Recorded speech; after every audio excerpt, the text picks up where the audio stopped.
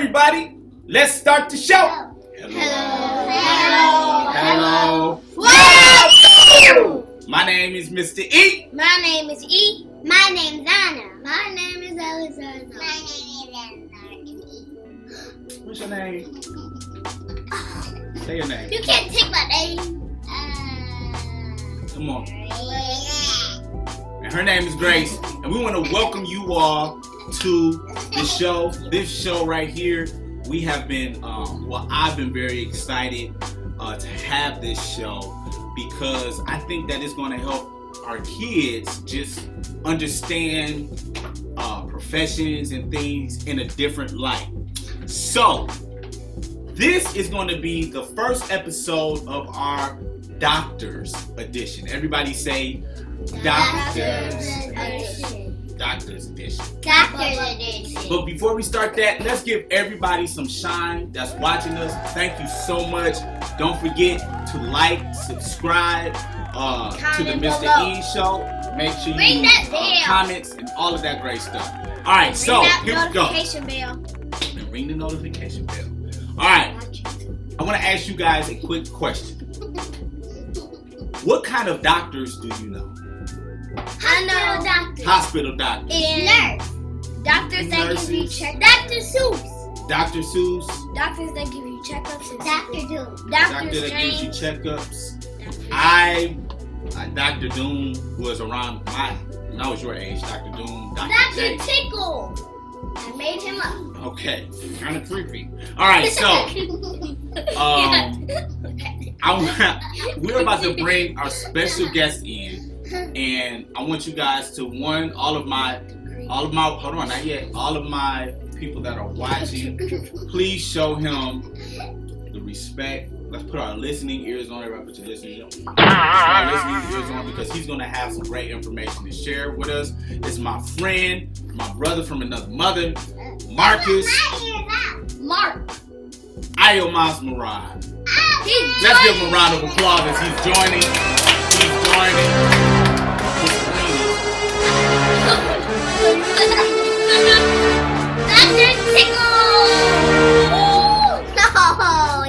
There he is. All right, let's give him one more round of applause. Tickle! I don't know why it's not working. Sorry. Oh. We can keep it like that. That's fine. You can. Oh, there it is. There it is. Sorry. Yeah! All right. Hello. Thank you so much for joining us. You can hit that red X right there. Yep. Thank you so much for joining us. I think that this is going to be This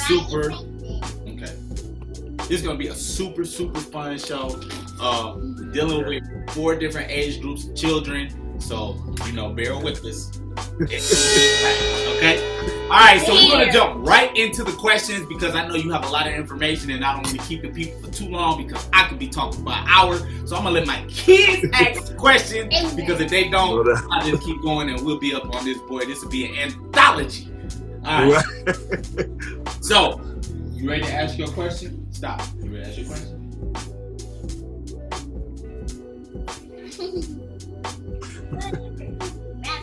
Don't say that. Whoa!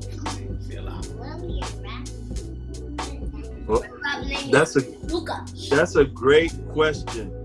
My rap name is Iomos Singleton. Boom. Can everybody say Iomos Singleton? No, Say it with me. Iomos Singleton. One more time. Iomos Singleton. That's our name.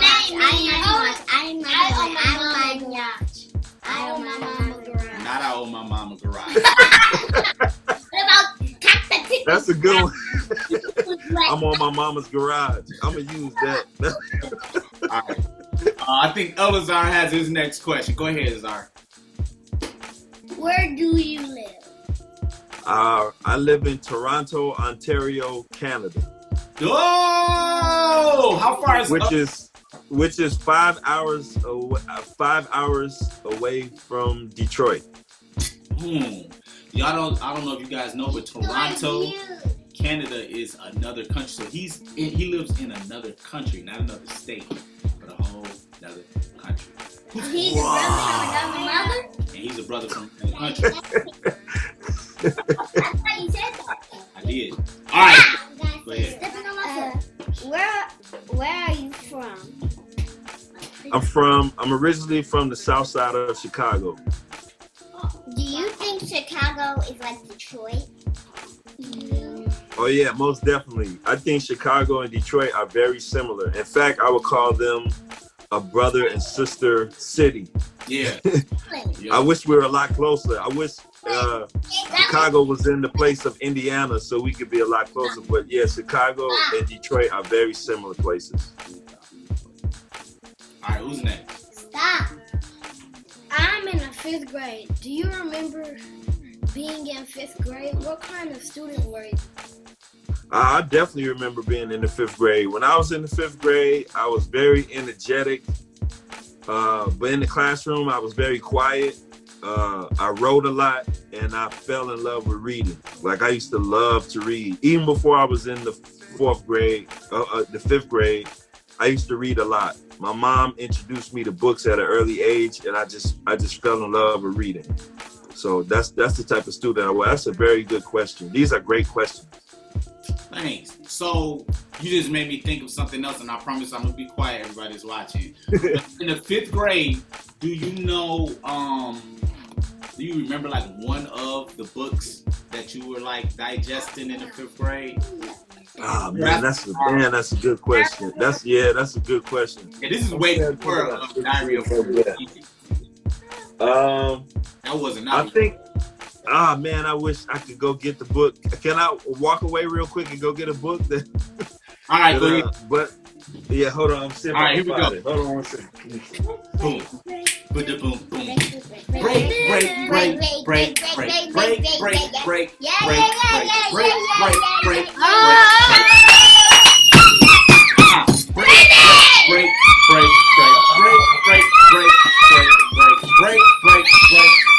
Break. Stop. Obnoxious. I can't find it. I can't find it. But, all right. that's a good question. If you get it before, if you get it, That's a really great question. If you get it before it airs, I'll put it. Okay. I'll put it. All right. Cool. All right. So my question: did music play a part in like your learning and your education? Yeah, music played a huge part in my learning and my education.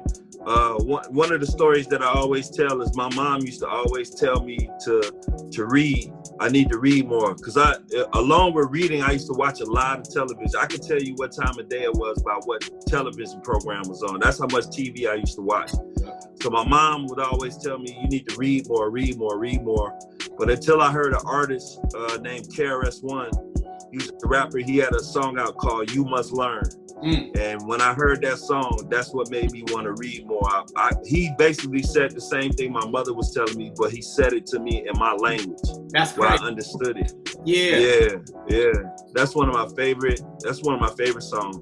All right. Yeah. Go ahead, Zara. So music played a huge part of my education because most of the rap artists that I used to listen to, they were educators, they were community activists, and they were also like mentors in their community. So those are the type of artists that I used to look up to when I was growing up. Yeah, absolutely. Thanks for sharing. Yeah, no problem. The next question from Elazar. What are you going to school for now? This is my last question. All right, that's all right. Thank you, Elazar. I love these questions. I'm going to school to get a doctorate degree in social justice education, and my focus is going to be on using how can we use hip hop, the principles of hip hop, in order to help students to organize and to increase literacy. So that's what I'm going to school for. Yeah. Say it loud. She said, "What does?" So what does that mean? Yeah. Back in the day, there were a lot of principles in hip hop. One of the main principles in hip hop was love, peace, unity, and having fun. So that's like the mission statement for hip hop. That's kind of a lot of artists have kind of strayed away from. So my idea in going back to school is to use those same principles in the classroom to help students to become to unify. If they see something in their school that they don't like, because a lot of students think that the school don't belong to them, but that school is yours. Teachers and principals wouldn't be at your school if it wasn't for you. Yeah. So it's always, you should look at that school as your school. So if you see things in your school that you think can change, you should go to your teacher and you should go to your principal and ask them how you could partner with them to bring those changes about. Because you have a voice. It doesn't matter how young you are, or you have a voice that can change. And if you come together collectively with your peers and your classmates, and you feel the same way, you can definitely bring a change to your school and make it a positive experience. So that's one of the aspects of what I'm trying to do, is use hip hop in order to increase, to make students' education in schools better than it is. Because it's students here in Toronto that want to learn about Black history, but the administrators and people that's above them are saying that those classes are just elective courses. But the students want these classes to be like math and like English, and like they want it to be like like seen as like important, like those classes, which they are. Yeah, they're very important. Yeah. That's what's up. So, yeah. For expounding on that. Sorry for the long answer. That's you're all right. Yeah. You kind of answered it, but go ahead. How do you think learning should be for kids? That's a great question, Anna. Thank you for asking that question. I think learning for kids should be an exchange. I think the way students learn in the classroom now is the teacher conveying the information, the students retaining the information, and then they give you a test to regurgitate that information, to like bring, to see if you remember the information that you've been told. But I think we learn, especially students of color, we learn by having conversation. That's how you learn, by asking questions.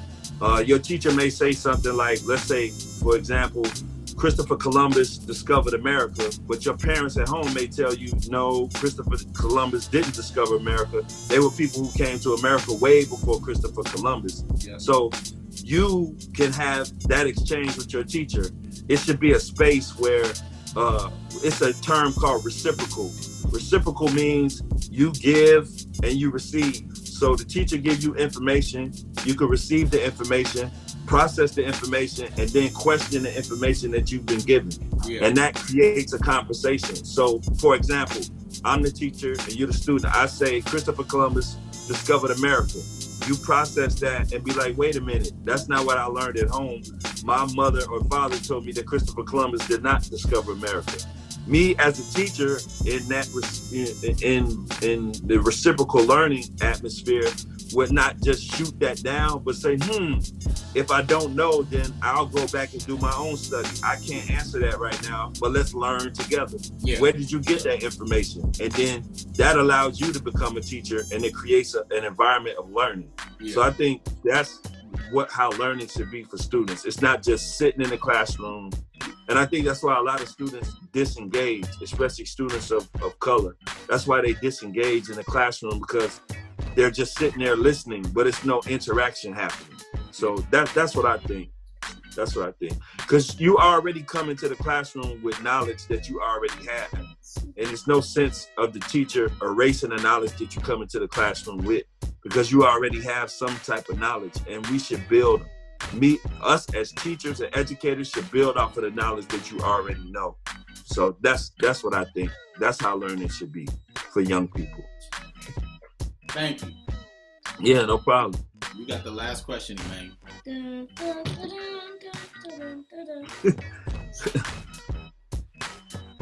Who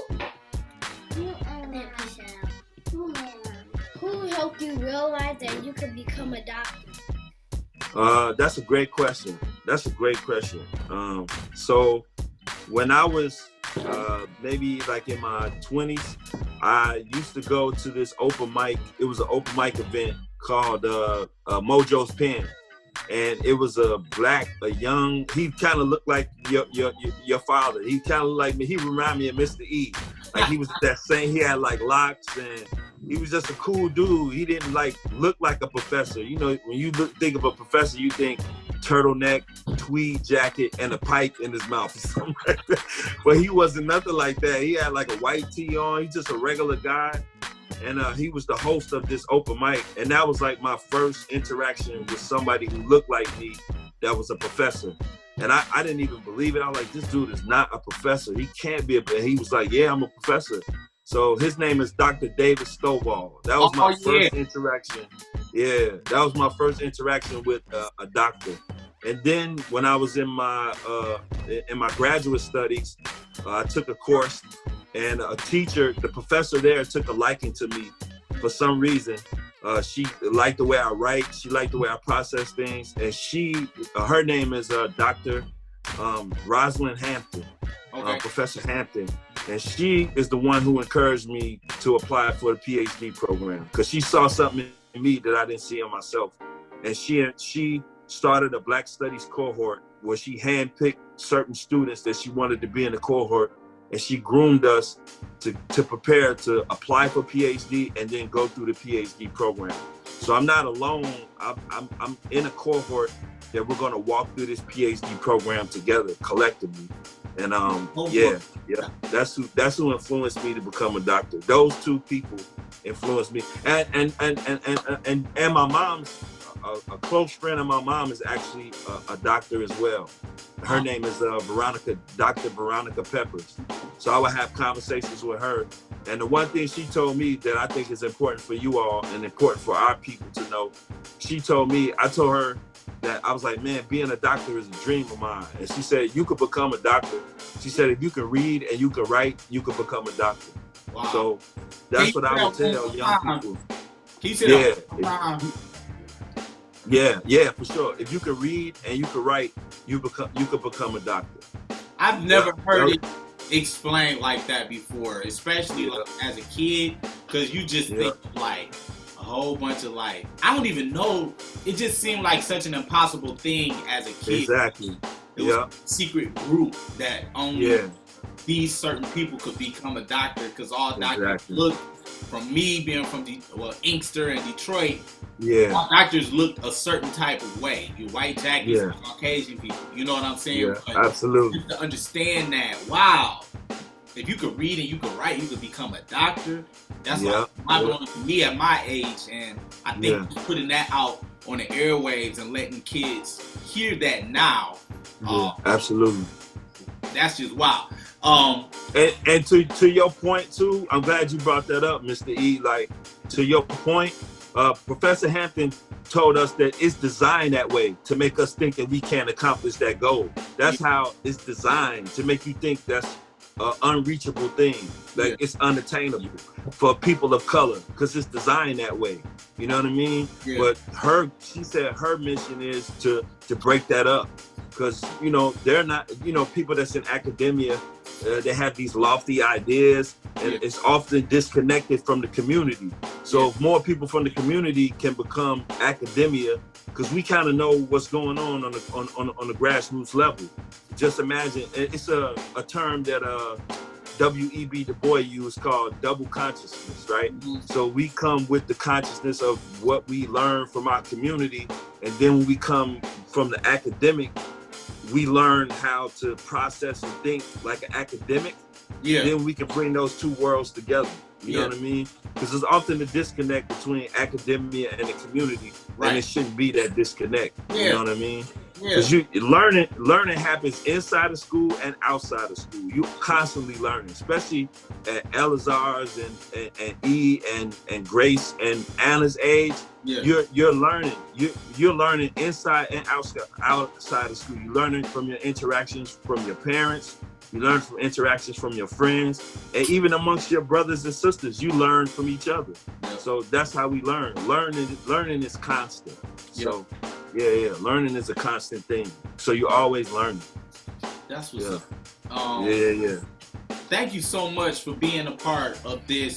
And to clarify just one more thing for some kids that may not understand, PhD program means what?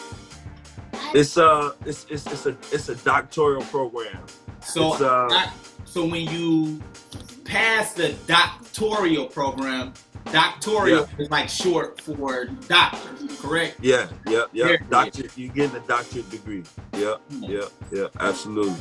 And I don't even know. I'm about to Google to see what that actually stands for. I wonder what that stands for. PhD.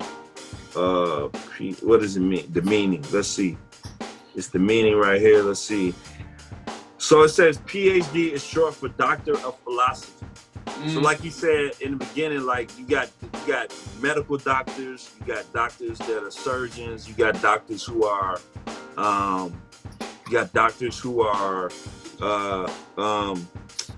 that you see at the clinic.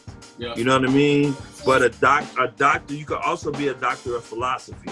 And according to the Google definition, this is an academic or professional degree that in most countries qualifies the degree holder to teach their chosen subject at a university level or to work in specialized positions in their chosen field. So, that's what PhD is. It's basically a doctor of philosophy. So you're coming up with it's basically you're answering the question that nobody has thought about before. So you come up with a question. Let's say a question could be, how can I change my community, right? So basically you read a whole bunch of books on community, and you read a whole bunch of books on how to change the community, and then you write from that perspective based on what you learned, right? So that's all the PhD is. And anybody, I'll say anybody can become a doctor. Anybody can receive a doctorate. Yeah. You know? Well, thank you so much. Do you all have, we're about to close out, do you guys have any questions that you thought of while he was talking? You do, Anna? He explained everything? Cool. Ray, do you have any questions for Mr. Marcus? No? It's a nap time, so she winding down. Thank you so much for being thank you. This has been an honor, man. Yeah. This has been an honor, man. This is the highlight of my week, man. I appreciate this. This is beautiful. And like you said, this is reciprocal. You know, like we were giving, we were receiving, we were giving, we were receiving. Yeah. I think it's a great model of like other aspects of education, like absolutely. We got today. You know what I mean? Thank you. Those that don't know too, like Mr. Iomos is like a Chicagoan legend, hip hop legend. And I know legend makes you sound old. He's not like old. He's a certified hip hop artist, Southside Chicago. Check him out, Iomos Murad. And like I said, I'm honored. I'm honored to know you. I'm honored to same here. You know what I'm saying? Yeah, same flavor. Chop it up, you know. Same flavor. Yep, straight same flavor. Straight up. Yeah. So they getting a little restless. I'm about to the Al Bunny. So we're gonna end out. Thank you. I say thank you. Thank you so much, man. Peace, family. Bye. Peace, y'all. Peace out. Hey, Mr. Reeves with Mr. E. Hey, Mr. Reeves with Mr. E. Hey, Mr. Reeves with Mr. E. Hey, Mr. E with Mr. E. Hey, Mr. E.